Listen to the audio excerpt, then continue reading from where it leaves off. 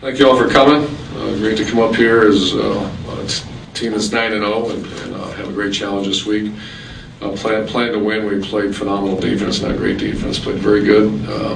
Obviously our defense coaches are never satisfied, and our players, I think they can even play better. So we had 2 drives across the 50-yard line. We forced 8 punts, and 5 times they were 3 and out, held under 200 yards in the Southeastern Conference. Tremendous day. Turnovers, been much better on offense the last 2 weeks. We're +4 in the season, still nowhere near what we were a year ago.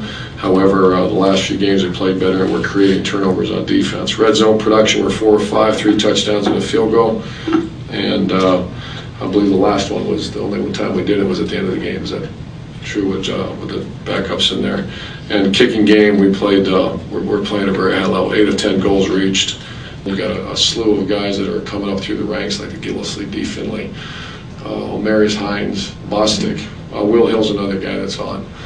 Is that what your question is? The guys that are multiple. Right. We max 3. You know, it's hard to play on all 4, so we'll give a starter. And the punt teams, you know, the best players are on punt team. That's not negotiable. And I want to hear coach, he's tired. We're going to take him off defense, but the punt team wins.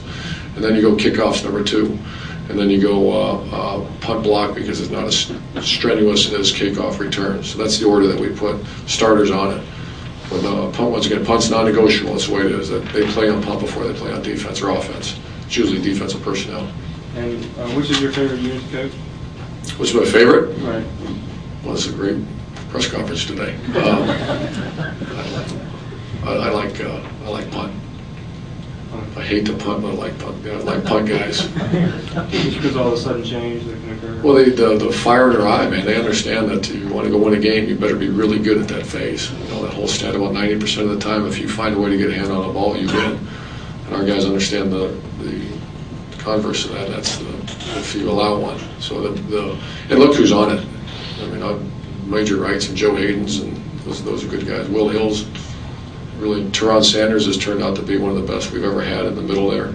Does a great job with it. You have to be an accountable guy. If you have issues, you won't be on it.